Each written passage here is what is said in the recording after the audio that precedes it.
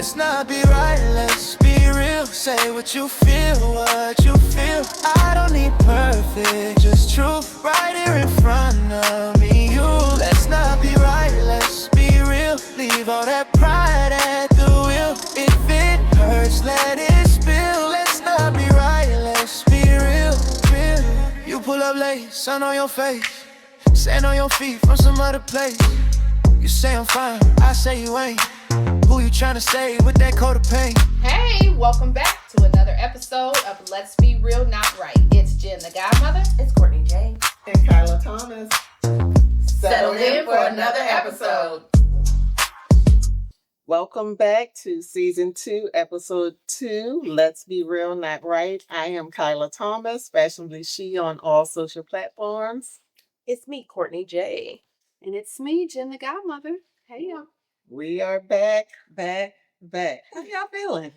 Feeling good. I'm happy to be here. It's, long time coming, I feel like. Yeah, and I'm settling in. Like, I'm starting to feel like, okay, we're back in the groove because it's been a minute. Yes. Yeah. I'm starting to settle. All right, so we're going to let y'all into a little bit more of me this season, this episode. And actually, we're going to just talk about kind of passion and purpose across the board.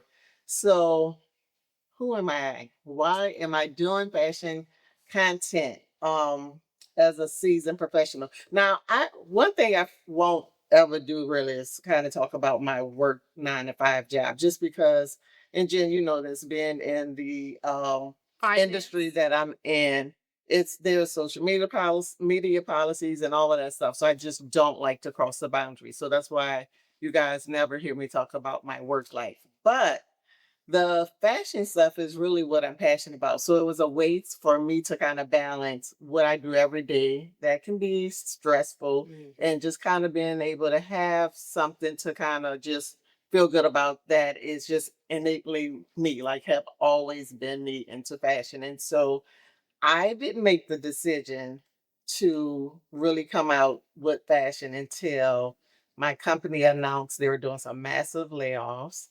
And I thought, it's crazy. I spent my whole life working towards a perception, a brand for work. And at the blink of an eye, everything that I worked for, perception, brand, to ensure that wasn't kind of fuzzy, could be gone away. And then I have nothing left on what, like who I am, my own personal brand outside of work. Okay. That's So actually spiritual too. So yeah, it was that moment that I said, why am I being scared to be who I am?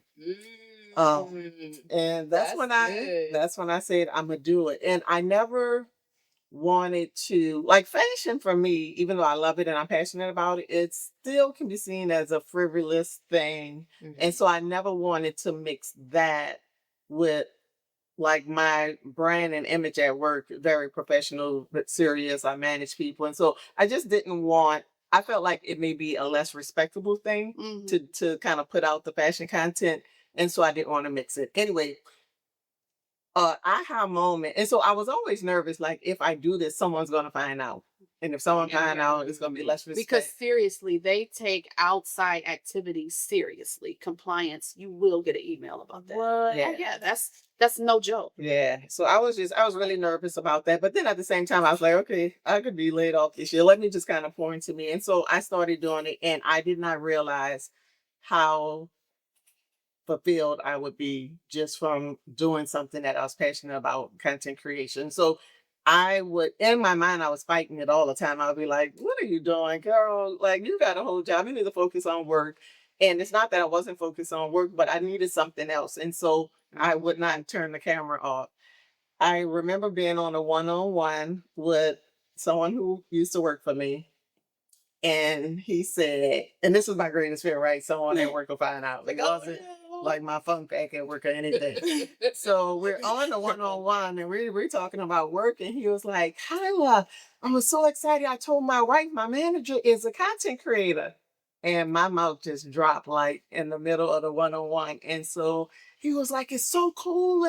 And so he just started going into how cool it was and how, he was naming the outfits. And so then I was like, you know what? it wasn't like it was, less respected or anything. He thought I was cool. And so that's when I realized that it's really more about us and being afraid of how people are going to perceive us than how people really perceive you. Because I hope that I still show up in a manner to where it would not, be perceived as negative. So that's kind of my story of how I got into fashion. The content creations really side hobby. And then I actually started leaning in more. And I tell this story for a reason because I think a lot when you're in corporate America, you feel like your paycheck always come from someone else. Like a company's going to give you your paycheck. And I never really looked at myself as a brand to have my own paycheck coming in. And I was talking with a friend and everyone, because most people don't know me. All you guys know is that I'm online and I'm buying fashion. So most people don't know that I have a real job. That's where my money comes from, and that's how I buy the stuff. I'm not a fashion creator who people sending me clothes and stuff. Everything I have, I buy. And so, but the perception is that I guess brands are sending me stuff. Yeah. And so, Daisha, matter of fact, ran into Daisha and she made a comment like, hey, she was like, you're doing really well or whatever. Like I think she was maybe say, you must be making good money out doing that. And I was like, I'm not making money. And the way she looked at me was a moment that I was like, holy shit, there must be money into this. And so that's when I started doing the affiliate linking. And anyway, so that's kind of my story towards the why behind the fashion creation, the me still kind of figuring it out.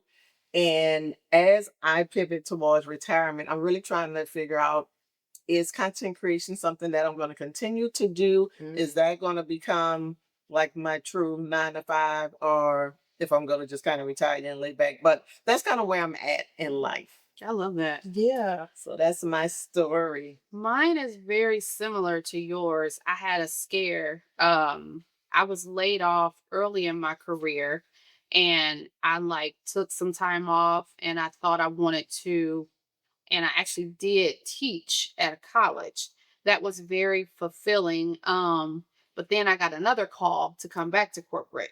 And I was like, okay, I'm going back to corporate. So I went back to corporate for a really long time. And then I remember finding out, and I wrote about this in my book, I found out that a lot of our company's business was being outsourced to Mexico. And that was the aha moment for me. At that point, I was like, you have to find something. And I started talking to my friends. And one of my friends, to this day, I still remember, I went to a happy hour with her. I was telling her how stressed out I was. She was like, why don't you do consulting for the same work that you do for corporate? And I was like, yeah, but how do I get started? How do I promote that? This was before Instagram was what it was, and Facebook and all those things were there, but they were just emerging and people really weren't using it to come out, right? So that stayed in the back of my mind because she's a very successful, she's an attorney, and she actually contracts her work out as an attorney too. So I was like, I respect her, because one thing I know about her, she's about her business. So I was like, okay. And so I went through a situation on my corporate job where I wasn't laid off, but I had to leave. I was fully paid, and I decided to step away to get my mind right. And I was talking to my doctor, and I was like, look, I need a break. This is a lot. I'm dealing with a manager that's out of control, but I need to get my bearings and I need to figure out what it is that I'm going to do next. She was like, say less, because we don't need you stressed. And that's a great boss. And so she was like, you tell me when you figure it out how much time you want off. So during that time, you know what I did? Took time off. Went and got my real estate license. Oh, okay. Because I went and got my real estate. Never have no down. Never. She's like, I'm okay, thinking you in and rest. I'm I'm gonna stop on this, but I'm gonna work on this. I'm gonna pause over here. Exactly. So I got my real estate license in 3 months. Nice. Have my real estate license. So I was like, that's something they cannot take from me. Yeah. And at the same time, I got my real estate license because when I decided to get my real estate license, I was selling my townhouse and I was building this house. And I was like, oh, another aha moment. If I get my real estate license, I will pay myself the 3% commission. And I'll take that 3% commission, put it towards the down payment of my house. That gives me a whole lot less. And I still got my real estate license. So I'm like, bet. So I got my real estate license. I hadn't even had my real estate license for not even 2 weeks. And an associate of mine called me up and said, look, I'm at this builder's office. House is already built. It's a brand new house, but you can make some commission. All you need to do is come down here, tell them you're my realtor. I made $14,500 first deal. That's nothing but the Lord. So I was like, bet, I'm keeping my real estate license. And so slowly but surely, I started to get more clients. But I always knew real estate wasn't my full-time gig. That was something that I always needed to have in my back pocket. So I still have that license. I have clients to this day, but I'm very selective about my clients. I only take clients that I know because I got myself into some situations, weird situations with guys and with women too. Like just trying to hang out and spend some time with me. Like they see me online and they like, yeah, I want to buy a house, but they really didn't. So I was like, yeah, that's weird. So I no longer take anybody. Like you are only somebody that I know, family, or a strong referral. Yeah. So I have that, still do that, but also I just fully came out of corporate. And I decided to launch a consulting firm. I haven't released the name because I wanted to be faceless. So when it's time for me to release what the name is, but it will be live and active on all social soon. And I decided to do that because of the state of the economy. And I felt myself like a salmon. I was swimming upstream to fight for something. And even when I was praying about it, God was like, gee, you don't this. Tell me what you really want. You want something to pay the bills. That's good. You don't want to be here. You don't like it here. You don't like what they doing. You just want the funds to pay your. Say that, and I start saying that, and that's when God showed me, like, okay, this is what we gonna do. And so, and I just posted the other day. This time, it's with God, and so things are. I'm not saying that they're not scary. What I will say is don't be scared to follow your passion and keep your 9 to 5. 9 to 5 serves a purpose. Insurance, 401k is easier to go out and get a house, a car, loans, all that stuff. A W-2 has its purpose, and I'll always give it its props. But I will say, while you're there, use them like they use you. They give you perks for health. They'll pay for your gym membership. They'll pay for you to freeze your eggs. For women, they are a good source for you to have a baby and pay those bills. Make sure that when it's time for you to go, because we always get upset when a layoff comes, and it's not because it's not just because of the loss of money. It's because of loss of identity. That's another reason why I had to be free with myself, because I found myself, even my parents was like, so what exactly do you do? And I found myself giving them my title, and I was like, wait a minute, are you romanticizing with the title? Wow. Or do you really know what you're doing? Like, just tell them what you do. Why do you have to say you are a director of blah, blah, blah, blah, blah? Just tell them what you do. Yeah. And that's when I was like, let me be real with myself. This is not what I want to do, like, for the rest of my life. I just want funds to be able to do what I watched my parents do. And I've always wanted that more than I wanted kids. I wanted to be available for my family and for my friends when they needed me. That's how my grandmother raised my dad. And y'all know I look up to my dad. And so I just always wanted to be in a position to be successful, to help my family. And so I was like, all right, this is what we're going to do. So launched the consulting firm, and I now have clients doing exactly what I did in corporate. I still do real estate, but in real estate, I'm transitioning into investment, not just as a realtor. I mean, I'll always help my family and my friends. Like, I have one client, she'll be my client forever. She's a sister of one of my closest friends. And she's I won't call her an easy client, but she's about her business. So she's like, Jen, I want A, B, C, D, and E. She gives me reign to do what I do. She's still gonna stand firm on what she wants. but I know her, and like she likes nice stuff just like I do. I know what she's not going for, and she about her business. So there's so much of that transaction that I don't even have to worry about because she got ABCD in check now. I don't have to worry about it. So still real estate, but more on the investment side. Coming out of corporate, I'm just consulting corporations and executives now.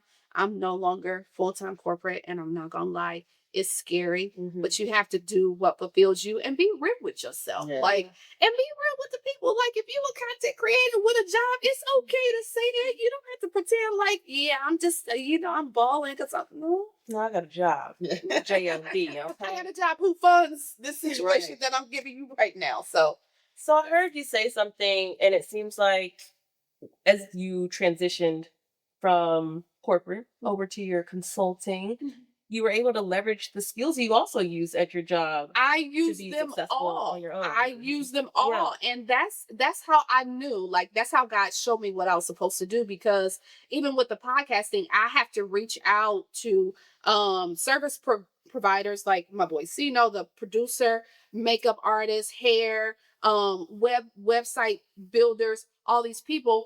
And y'all know this because Kyla always teases me about type A personality. Baby. I am a firm, it's like, if I'm paying you, I need you to deliver based on what I'm paying you. So yeah. And with Kyla, I have a question for you though. How has it been balancing your passion with your 9 to 5? Yeah, I don't think I have figured that out.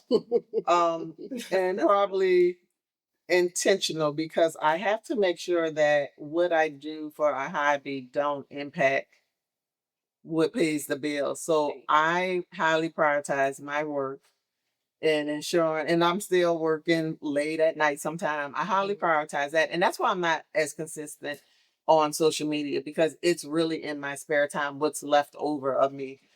So I haven't figured it out, but I don't know. I need to figure it out, but I haven't. And it's just because right now, I think maybe if content creation was something that could actually take over like what I make today in corporate America, I would probably try to balance more. But it's not even remotely, I don't see that yet.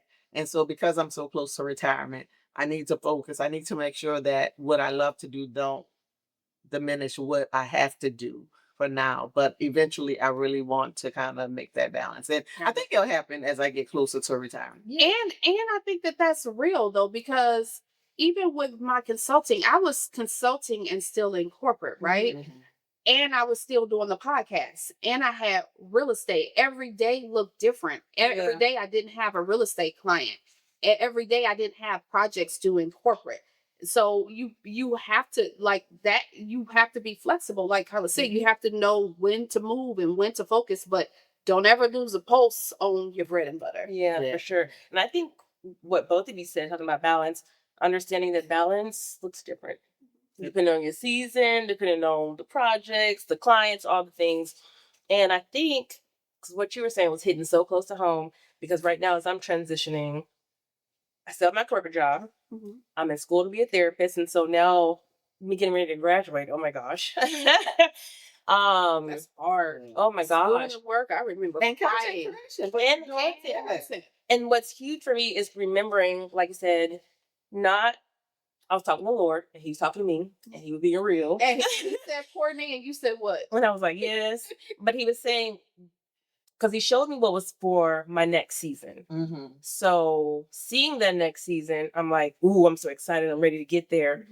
But to your point, don't fumble the season that you're in right now. Don't do that. Don't diminish this one. And so he was reminding me earlier this week, don't get so consumed with the next that you tap out on the now. Yeah. Because exit is important. You can burn bridges, and you may have to revisit that world. Hello. You don't know. Hi, can I come back? So, and I think too, in this space, it's important to mention like imposter syndrome, because like you said, am I even good enough to do this? Is this going to really work out? And just knowing that if you're showing up as yourself, if you are giving it your all, you are balancing the best that you know how to do, what's for you is going to be good. That's what's for true. you is going to come to you. Yeah. So stop questioning yourself. If you question yourself and you're trying to figure out a balance between purpose, passion, your 9 to 5, stop.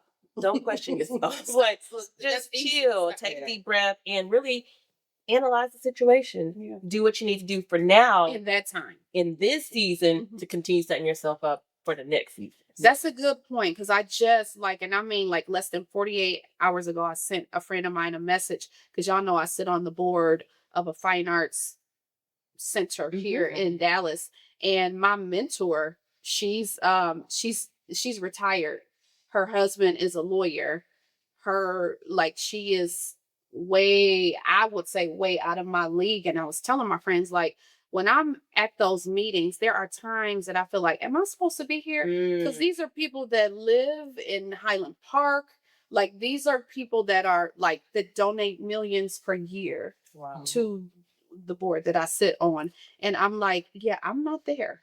I am not there. And I was talking to a good friend of mine, and I call her a good friend because she can be so real with me, but yet pour so much at the same time. And she was like, you are exactly where you're supposed to be. Oh, I was about to say it. You are exactly where you're supposed to be. Don't ever doubt that. So I agree with everything that you said. And one of the things that has sustained me is just praying and knowing, and I have to keep remembering that I am exactly where I'm supposed to be. Show up as myself each and every time. When I launched my consulting firm, I had a big problem with with imposter syndrome, because real. Before, I had the big corporation to be my background, to kind of say, yes, I am who I say I am, because I got this big investment firm behind me, and y'all know the names, so I don't have to say much. But now you don't know this consulting firm behind me, and I have to present myself 100%. So that really takes a toll on you if you don't pay attention and just know who you are. That's I will say this. I was thinking about it, the whole balance thing, and I have a hack for anyone who may actually be trying to pursue both things. Because when I was saying I don't really balance, but I realized what I do is with content creation, because it can't feel like another job to me, because then I'd be overwhelmed. I made it to where it just fits in my normal life. So when I get dressed, usually the content you see is I'm on vacation and I'm getting dressed. I have everything propped up in my house, in my closet. I have everything already propped up. So I'm getting dressed. And that's really the bulk of my content is outfits of the day, because it's just me getting dressed, and it makes it less hectic to have to do a whole production. So that's kind of like a hack to balance a little bit, so that you don't have a whole production with doing the content plus a production with getting ready for work. So and that works good. I love that tip, because that's exactly what I've been using. Instead of trying to create content, or what is it? Create content. Just be just be yourself. Just show up. Love that. And Courtney and I have had this conversation, because y'all watched the episode 1, and I was like, Courtney, you got to show up just like how you did when you are in front of the camera for social, because y'all don't know how hard it is to code switch back. Oh my God. Like when you are in a 9 to 5 as Black women, we have to show up on top. It's just innate. It's in us. We have to be articulate. We have to know our stuff. So when we sit in these chairs, sometimes y'all might notice it takes us a minute to be like, okay, I'm just talking to my girls. The camera's here, but these are just my girls. So me and Courtney was just having that conversation, and I was telling her how I understand that, because I have to talk to myself like, this is just my girls. Like, I'm not wearing heels for the podcast, because I'm not about to wear heels to sit down and talk with my girls. So that's why y'all got me no shoes on. No shoes. No, but I definitely appreciate that, because we need people around us to remind us to, hey, just be you. Just be you. Just be you. Because you are enough. And so that's what I always like to remind you, because I know you're the youngest.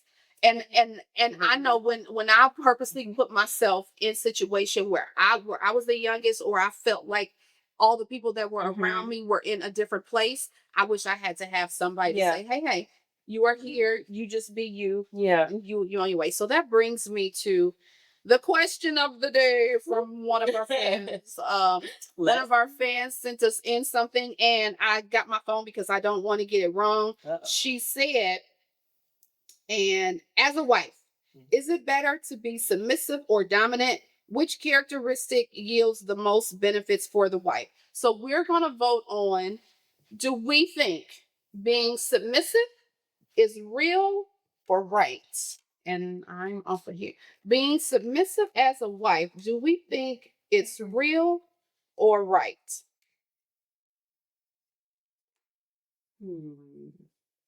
Tell me when you're ready, Coco. Can I borrow your laptop? Of course. You can use my house.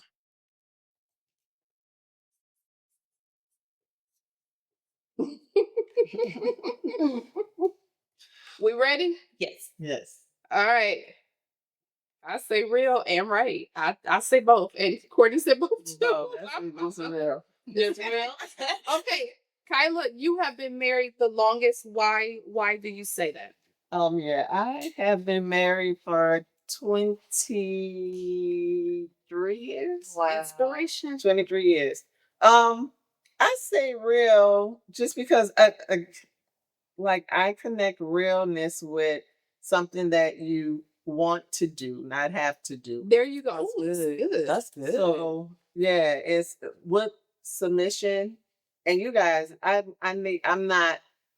I shouldn't say that. I mean, you guys are really, really deep into knowing the word. Mhm. I don't think I know the word. I believe the word, but I don't practice it. I'm not where you guys are spiritually.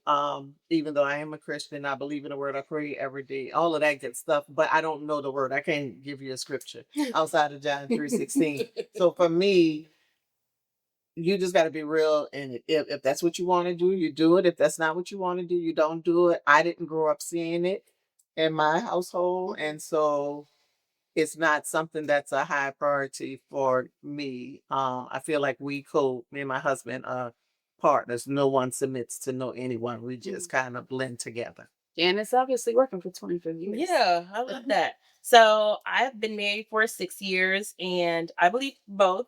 I believe it is right for sure because I am also, as Cole said, I'm a believer, and I think that is how God has set up marriage. He's supposed to be your leader, but I think the caveat to that, the man has to give you something to follow. You can't be leading. I'm not gonna be submissive to somebody that can't take me anywhere. Yeah. Period. So if he is doing what needs to be done, he's on his stuff, the best of his ability, of course. And of course, you have that relationship where we can't go because we partners in this, okay? We teammates. Yeah. But if he don't give me anything to lead with, then I need him. Y'all said it all. I believe both. I think it's real and it's right to be submissive. What are the benefits? You can get more bees with honey. Hello. I have learned in my relationship that me trying to be the strong Leo that I am, that don't get me what I want. But when I go to him with love and respect, he might not get it right then, but he'll be like, all right, Jen. And what I love about it, how it confirms that I'm right, he will come back and he's automatically changing up and doing what he needs to do if I was right and if I was respectful. So I have learned that I can attract more bees with honey. Y'all know that I'm high strung, so I think it's real and it's right to be submissive. Yeah. The benefits are you are obeying God and you don't get what you want by acting a fool.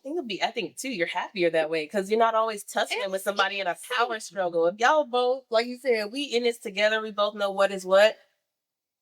We're gonna be a lot more enjoyable to each other. I'm at that stroke age. Like I'm done.